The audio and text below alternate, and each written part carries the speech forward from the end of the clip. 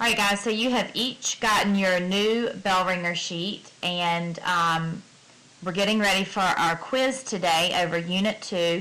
So I wanted to do two Bellringers with you to help focus on the graphs of this unit.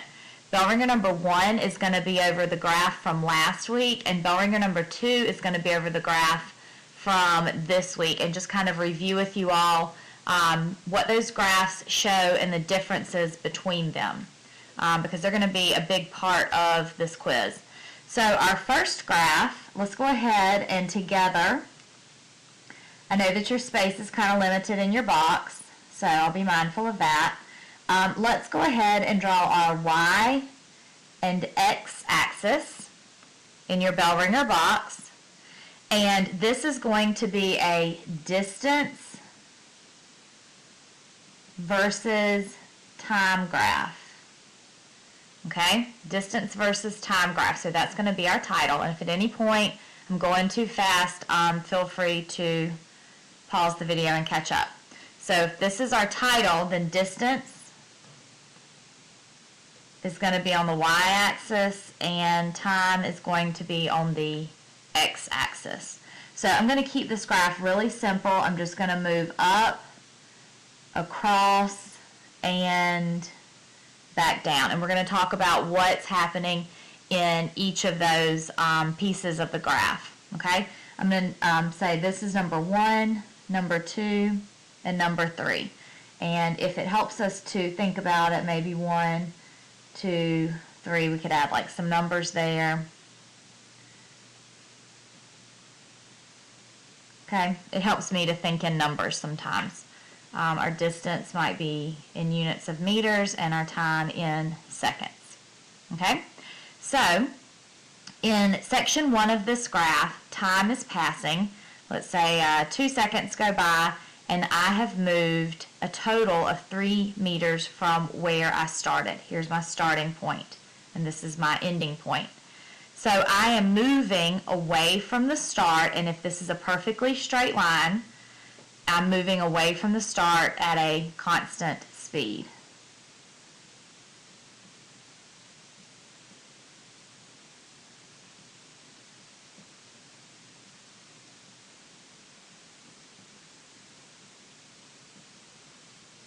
Moving away from the start at a constant speed is number 1. Moving away from the start at a constant speed. Now in number 2, in section 2, time is passing, but I'm staying at the same distance from the start. Time is passing, but I'm staying at the same distance from the start. So that means I have stopped. I'm not moving. Time is passing and my distance is not changed. And then in number 3, I'm decreasing my distance back to the start. I was 3 meters away, now I'm 2 meters away, now I'm 1 meter away, and here at the end of this graph I've made it back to my starting point. So now in this one I'm moving back to start, and if this line were perfectly straight, moving back to the start at a constant speed. Okay, so here I'm moving away from the start at a constant speed, here I am stopped, and here I'm moving back to the start at a constant speed. And the big idea here with these is the slope of this graph. Slope is y over x.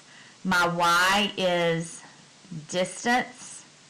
My x is time, and we learned distance divided by time is speed.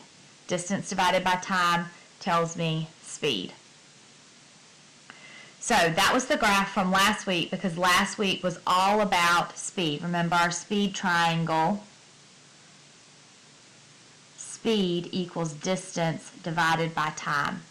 Remember, velocity is just like speed, but velocity has that extra direction added onto it. That's definitely going to be checked on your quiz. All right, so our next graph, put this in Bellringer number 2's box, is going to look exactly the same as this one. So let's draw our y-axis. Let's draw our x-axis. Our title for this one is going to be speed versus time. Okay? So if this is a speed versus time graph, that means that speed is going on the y-axis, and that's going to be in meters per second. Time is going on the x-axis, and that's going to be in seconds. Okay? I'm going to then make this look exactly the same, but it's going to have a very different meaning. Might add some numbers.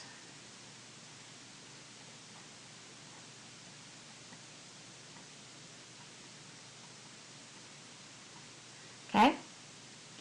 And then this will be 1, 2, and 3. Now let's talk real quick about the slope of this graph. For this graph, slope is still y over x, but now this y is speed over time. And remember, speed is just like velocity, except velocity has direction. Well, speed over time gives us acceleration. So this graph is going to tell me if I'm accelerating or not, if I'm speeding up, if I'm slowing down. So right here, time is passing, and I'm going from 1 meter per second to 2 meters per second to 3 meters per second. So in this one, I am speeding up. Okay? Here I have a positive acceleration. I'm speeding up. That's a mess up right there. I scribbled that out. Okay?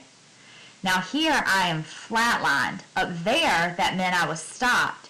Here I'm not stopped at all. I'm going a little, maybe 2.5 meters per second. So I'm not stopped. I've got a speed, but it's a constant speed.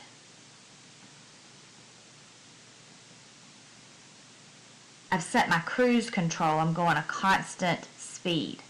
Let the y-axis tell you what you're doing. Okay? Here I actually have no acceleration. My acceleration is 0. So it is possible to drive down a road going 3 meters per second and have an acceleration of 0. That is possible because you have a constant speed. You're not speeding up. You're not slowing down.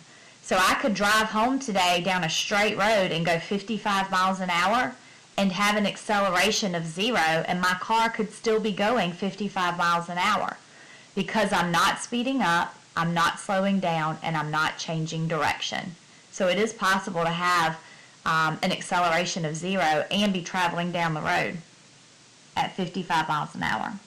Now in part 3, I am slowing down. Time is passing. I was going 3 meters per second. Now I'm going 2 meters per second. Now I'm going 1 meter per second. And then when I reach this point right there, when I'm back at the x-axis, that's when I'm stopped. Here, if I'm traveling along the x-axis, I have stopped. At point 3, I have a negative acceleration because I am slowing down. Okay? So to recap on this one, this is a speed versus time graph. In part 1, I am speeding up. In part 2, I have a constant speed. I've set my cruise control.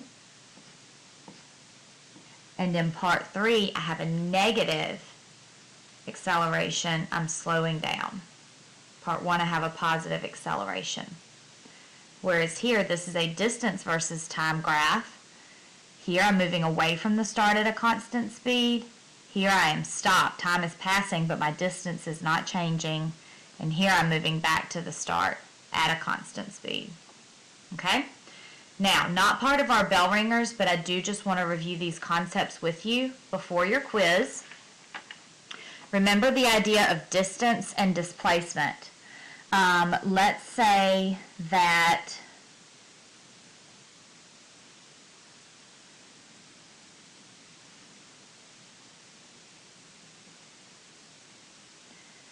let's say that we have a pond right here, and let's say that one person took this route all the way around, and that was 10 meters. So that's how they went across. So let's say that's the pond right there. Okay?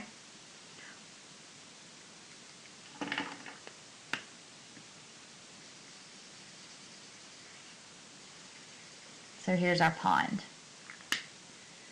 So one person walked all the way around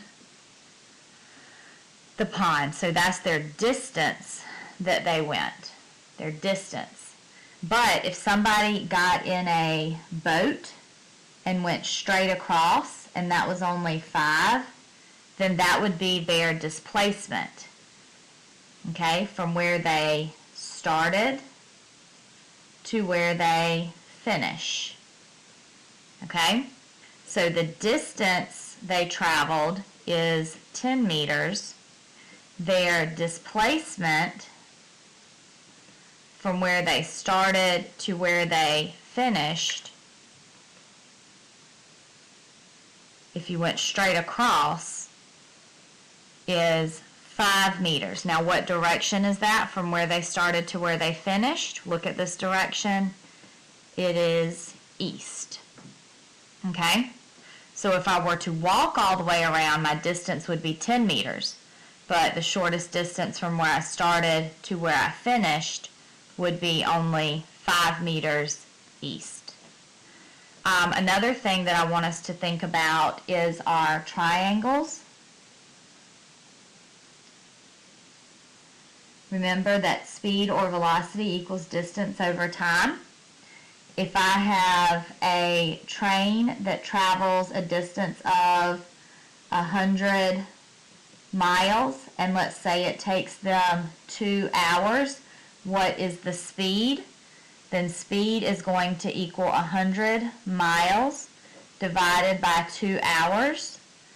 So that's going to be 50 miles per hour. And then if the problem were to ask for velocity, then they have to give you a direction. So maybe the direction would be north. Now with acceleration, if they tell you that something is at rest to begin with, then that means the initial velocity is 0 meters per second. If something comes to a stop, then that means the final velocity is 0 meters per second. Remember that our velocity triangle, our acceleration triangle is VF minus VI divided by T. If something is slowing down, then you have to have a negative number for your acceleration. If it speeds up, then you have to have a positive number for your acceleration. Okay? So let's say that we have a problem where the final velocity of a vehicle was 60 meters per second. The initial velocity of the vehicle was 30 meters per second, and the time it took was 5 seconds. So let's solve that one real quick before we take the quiz. I'm looking for the acceleration. I just made these numbers up, so we'll see if this works out. So I'm looking for acceleration. My time is 5 seconds. My final velocity goes first, 60 meters per second, and my initial is 30 meters per second. So I'm going to subtract 60 minus 30, gives me 30 meters per second, divided by 5 seconds. 30 divided by 5 is 6. Meters per second is meters per second squared. Remember that the units for velocity are meters per second squared. Remember that the speedometer tells you the instantaneous speed. We also want to remember that if you take the total distance of a trip and you divide it by the total time of a trip, then that's going to give you the average speed. Okay? Do your very best on this quiz. Take your time, and I'll check back with you soon. Let me know if you have any questions.